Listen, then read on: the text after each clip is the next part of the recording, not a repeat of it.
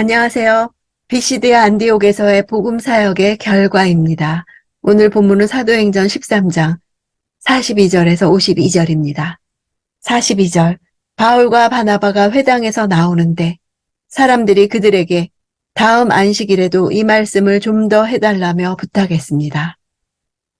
당시 유대교 랍비들은 구약 성경의 일부 내용만을 수용하며 전승과 혼합해서 인본적으로 해석하는 형식주의적인 강론을 하고 있었습니다. 그의 식상에 있던 청중들은 성경의 핵심 내용을 일목요연하게 선포하는 바울의 설교에 큰 감동을 받지 않을 수 없었을 것입니다.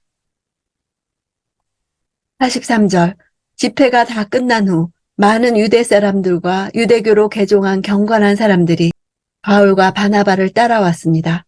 그들은 그 사람들과 함께 이야기를 나누고 하나님의 은혜 가운데 계속 머물러 있으라고 권했습니다. 하나님의 은혜 가운데 계속 머물러 있으라는 것은 회당 예배 때 들은 복음 안에서 살아가라는 말입니다. 복음 안에서 사는 것이 하나님의 은혜요. 하나님의 가장 큰 은혜인 구원에 이르는 길입니다. 45절, 그 무리를 본 유대 사람들은 시기심으로 가득 차 바울이 말하는 것을 반대하며 모욕했습니다. 시기심이란 단어는 끓어오르다라는 단어에서 나왔습니다. 사람의 마음속에서 부글부글 끓어오르는 주체할 수 없는 감정을 가리킵니다.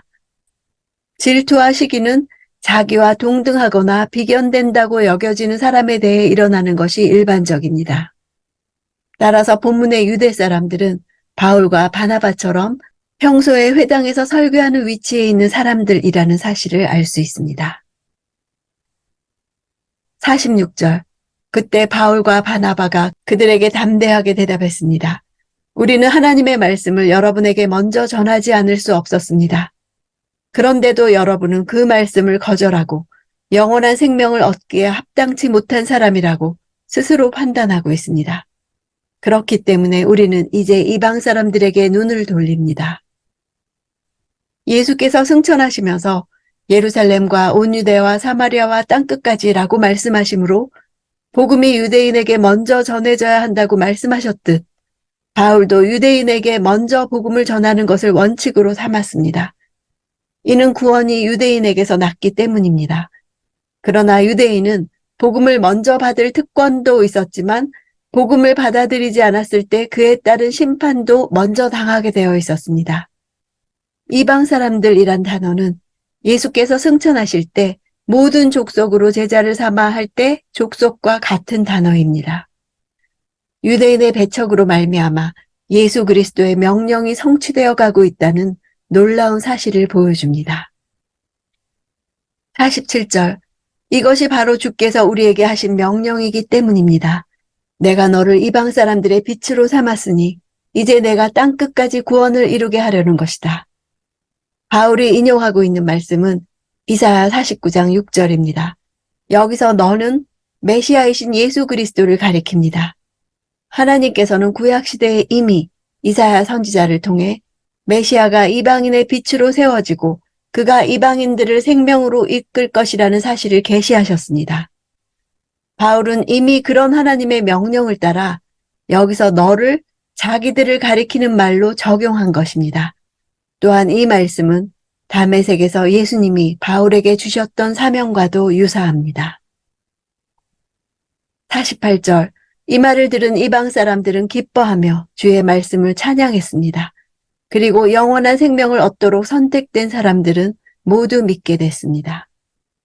누가는 이방인의 결실에 대해 믿음과 영생은 하나의 끈처럼 묶여 있다는 사실과 이 모든 것은 전적으로 하나님의 작정에 의해 이루어진다는 것을 말하고 있습니다.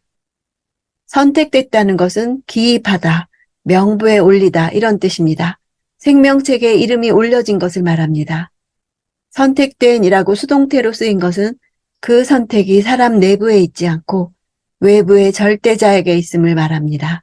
완료형으로 쓰인 것은 그 선택이 이미 과거에 되어진 것이며 그 결과가 지금 나타나고 있음을 보여줍니다. 49절, 그리하여 주의 말씀이 그 지방 전체에 두루 퍼졌습니다. 퍼졌다는 단어는 여러 방향으로 나르다라는 뜻입니다. 마치 밀가루 속에 들어간 누룩에 의해 반죽이 지속적으로 부풀어 오르는 것처럼 복음이 들어간 비시디아 안디옥 지방은 구원의 물결로 뒤덮여 나갔던 것입니다. 50절. 그러나 유대 사람들은 경건한 귀부인들과 그 도시의 지도자들을 선동해 바울과 바나바를 핍박하게 했고 결국 그 지방에서 그들을 강제로 내쫓았습니다. 경건한 귀부인들은 헬라인으로서 비시디아 안디옥의 고위층 관리 부인들이었으며 유대교로 개종한 여인들이었을 것입니다. 또한 그 당시에 적지 않은 여인들이 황제에 의해 행정관으로 임명된 예가 있었던 점을 감안할 때 이 여인들 중에서 관리직에 있는 사람들도 있었다고 볼 수 있습니다. 따라서 이들은 당시 그 지역 사회에서 상당한 영향력을 행사했던 것으로 보입니다. 핍박하다 하는 말은 신체에 해를 가했다는 뜻이 있습니다. 고린도 후서에 나타난 것을 참고하면 바울과 바나바는 붙잡혀 태장으로 맞은 후에 쫓겨났을 가능성도 있습니다. 대중들은 그들의 말을 듣고 믿음의 길로 들어서고 있는데 지도자들은 유대인들의 사주를 받아 영생의 소식을 가져다 주는 자들을 박해하고 강제로 추방했던 것입니다. 51절. 그러자 바울과 바나바는 발에 붙어있던 먼지를 그들을 향해 떨어버리고 이고니온으로 갔습니다. 발에 붙은 먼지를 떨어버린다는 것은 상징적인 행위로서 자신과 그 지방은 더 이상 관계가 없다는 것을 나타냅니다. 신발에 묻은 먼지 하나까지도 떨어내버림으로써 관계를 끊는다는 것입니다. 불신앙과 불순종으로 하나님의 복음을 대적하는 개인이나 성읍을 하나님의 심판에 넘겨버리는 행위입니다. 이고니온은 그곳에서 동남쪽으로 약 125km 떨어진 도시입니다. 고대 소아시아의 교통의 중심지로서 그 중요성에서 비시디아 안디옥을 능가했습니다. 바울의 설교에 대한 반응은 크게 두 가지로 나누어졌습니다. 바로 용납과 거부였습니다. 마치 마태복음에 기록된 왕의 잔치 비유를 생각하게 합니다. 택함받은 유대인들이 거부한다고 해서 하나님은 하늘나라의 구원잔치를 포기하거나 중단하지 않으신다는 사실입니다. 그들이 복음을 거부했을 때 하나님께서는 복음을 이방인에게 주셨습니다. 우리는 한쪽 문이 닫힐 때 다른 쪽 문을 여시며 한 길이 막힐 때 다른 길을 열어주시는 하나님의 섭리를 봅니다. 믿는 자들은 고난 속에서도 이 하나님의 섭리의 손길을 볼 수 있어야 합니다. 영원한 생명을 얻도록 선택된 사람들은 모두 믿게 된 것과 같이 하나님께서는 예정하신 이방인의 수가 충만한 데까지 이르게 하시고 그 후에는 결국 하나님의 백성 이스라엘을 구원하실 것입니다. 이스라엘이 하나님을 배반하고 말씀을 배척하는 것도 결국 하나님의 섭리 가운데 이루어지고 있는 일이요. 그 일로 인해 이방인들에게 복음이 전해지게 된 것도 하나님의 구원 계획에 의해 이루어진 것입니다.